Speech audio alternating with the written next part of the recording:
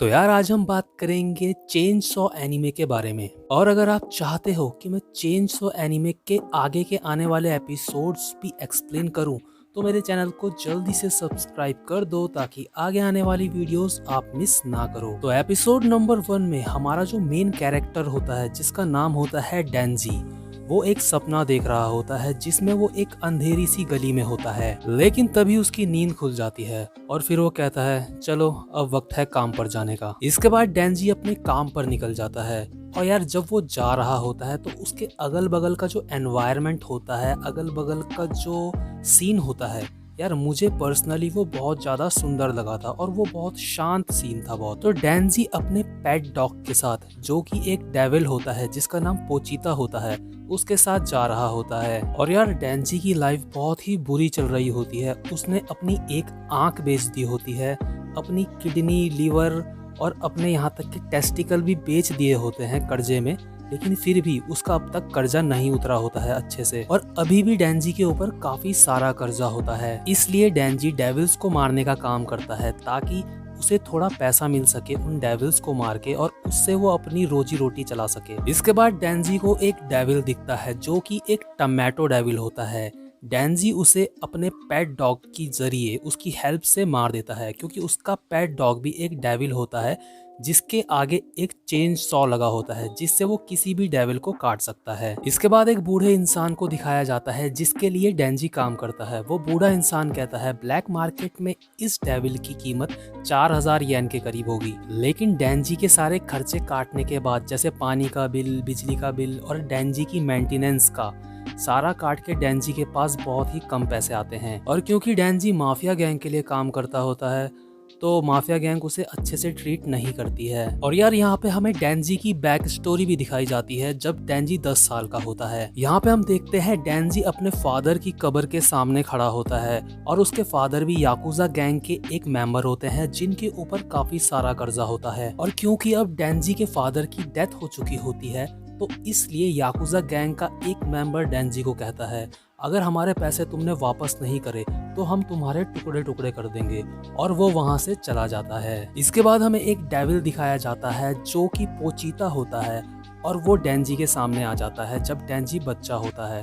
तो डेंजी पहले उससे डर रहा होता है, लेकिन डेंजी फिर देखता है कि उसको चोट लगी है और डेंजी भी मरने वाला होता है और वो पोचीता भी मरने वाला होता है, यानी कि वो दोनों ही मरने वाले होते हैं। तो इसलिए डेंजी सोचता है क्यों ना हम दोनों एक दूसरे की हेल्प करें। तो डेंजी पोचीता को अपना थोड़ा सा ब्लड देता है जिसकी वजह से पोचीता थोड़ा सा हील हो जाता है और वो दोनों दोस्त बन जाते हैं। इसके बाद डेंजी पोचीता के चैन शॉ की पावर से एक डेविल को मारता है और याकुजा गैंग को कहता है कि तुम मुझे डेविल हंटर की तरह हायर कर लो, इससे मैं तुम्हारा कर्जा धीरे धीरे चुका दूंगा। और तब से ही डेंजी डेविल हंटर का काम कर रहा होता है याकुजा गैंग के लिए। तो जब डेंजी सड़क से जा रहा होता है तो वहाँ पे एक माफिया गैंग यानी याकुजा का मेंबर आता है और उसे कहता है अगर तुमने ये सिगरेट खा ली तो मैं तुम्हें 100 रुपए दूंगा। और डेंजी उस सिगरेट को अपने मुंह में रख लेता है। यार देख रहे हो कितनी बुरी हालत हो रखी है बंदे की, मतलब उसके पास बिल्कुल भी पैसा नहीं है, अपने बॉडी पार्ट्स उसने बेच दिए हैं और उसकी जिंदगी बिल्कुल झंड हो रखी है। इसके बाद हम देखते हैं डेंजी एक पहाड़ में एक अपने बेकार से घर में जो कि टीन का बना हुआ होता है वहां पे लेट के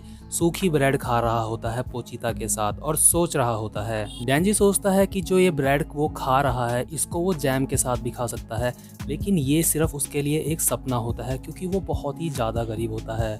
उसका भी मन करता है कि उसकी एक गर्लफ्रेंड हो जिसके साथ वो वीडियो गेम खेलते खेलते उसकी गोद में सो जाए। डेंजी अपने मन में अपने रंडी रोने रो ही रहा होता है, तब तक उसका दरवाजा नॉक होता है और हम देखते हैं वहाँ पे याकुजा गैंग का एक ओल्ड मेंबर आता है और डेंजी को कहता है तुम्हारे लिए एक काम है, और वो दोनों निकल जाते हैं डेविल को मारने के लिए।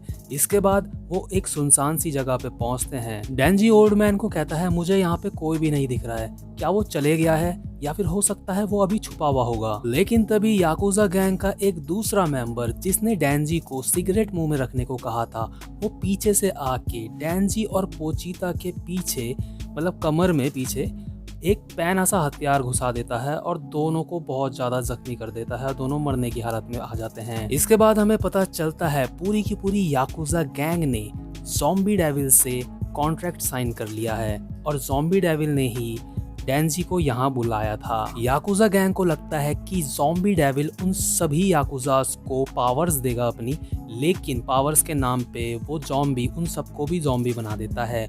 और क्योंकि डेंजी एक डेविल हंटर होता है, इसलिए वो ज़ॉम्बी डेविल डेंजी से नफरत करता है और इसीलिए उसने उसे इधर बुलाया होता है मारने के लिए। तो अब सारे के सारे याकुजा गैंग के मेंबर जो ज़ॉम्बी बन चुके होते हैं, वो ज़ॉम्बी डेविल के कहने पर डेंजी को मारने के लिए आगे बढ़ते हैं और वो सारे के सारे डेंजी को बड़ी ही बेरहमी से मारते हैं। ज़ॉम्बी डेविल सारे के सारे ज़ॉम्बीज को कहता है, इसके छोटे छोटे टुकड़े करके इसको कूड़ेदान में फेंक दो। इसके बाद हम देखते हैं पोचिता और डेंजी दोनों ही मरे पड़े होते हैं कूड़ेदान के ढेर में, लेकिन पोचिता में अभी भी थोड़ी सी जान बाकी होती है और हम देखते हैं डेंजी का खून का एक बूंद पोचिता के मुंह में आके लगता है। और क्योंकि पोचिता एक डेविल होता है तो वो ब्लड की एक ड्रॉप से थोड़ा सा हील हो जाता है। और इसके बाद पोचिता एक फ्लैशबैक देखता है जिसमें वो देखता है कि डेंजी उसे कहता है कि दोस्त, मैं कभी ना कभी याकुजा या किसी डेविल के हाथ से मारा जाऊंगा और जब कभी भी ऐसा हो तो तुम मेरी बॉडी को पजेस कर लेना और मेरे सारे सपने पूरे करना जो हमने साथ में देखे थे। और अभी की सिचुएशन में पोचिता यही करता है। पोचिता आखिरी बार डेंजी से बात करता है और उसे कहता है कि मैं तुम्हारी बॉडी पजेस नहीं कर रहा हूँ, बल्कि मैं तुम्हारे साथ एक कॉन्ट्रैक्ट साइन कर रहा हूँ जिसमें मैं तुम्हें अपना दिल दे रहा हूँ। तो पोचिता जब डेंजी को अपना दिल दे देता है, इसके बाद वो पूरी तरह से हील हो जाता है क्योंकि अब उसके अंदर एक डेविल का हार्ट होता है। उस वजह से वो ठीक हो जाता है और बहुत ज़्यादा पावरफुल भी हो जाता है। लेकिन तभी ज़ॉम्बी डेविल देखता है कि ये दोबारा से जिंदा हो गया और वो बहुत ज़्यादा हैरान हो जाता है। ज़ॉम्बी डेविल सारे के सारे जो ज़ॉम्बी होते हैं उन्हें कहता है इसको मार दो और सारे के सारे ज़ॉम्बीज डेंजी की तरफ बढ़ते हैं और उसके ऊपर कूदते हैं और एक पहाड़ सा बन जाता है ज़ॉम्बीज का डेंजी के ऊपर जो होते हैं। और तभी हमें चेन सॉ की आवाज़ सुनाई देती है और डेंजी उन सभी को काट देता है। पोचिता के डेंजी को अपना हार्ट देने के बाद अब डेंजी एक हाइब्रिड बन जाता है, तो डेंजी के पास भी अब चेन सॉ की पावर आ जाती है और अब वो बहुत ही आसानी से उन सारे के सारे ज़ॉम्बीज को मार देता है। देखते ही देखते वो ज़ॉम्बी डेविल के भी 2 टुकड़े कर देता है। इसके बाद वहाँ पे गवर्नमेंट एजेंसी के कुछ डेविल हंटर्स पहुँचते हैं जो कि डेविल को मारने ही आए होते हैं और वहाँ पे वो देखते हैं कि लाशों का कब्रिस्तान बना हुआ है और वहाँ पे देखते हैं वो वहाँ पे सिर्फ एक ही बंदा खड़ा होता है जो कि डेंजी होता है। डेंजी के लुक को देख के लग रहा होता है कि वो एक डेविल ही होता है, लेकिन जो ये गवर्नमेंट के डेविल हंटर्स होते हैं उनमें से जो माकिमा होती है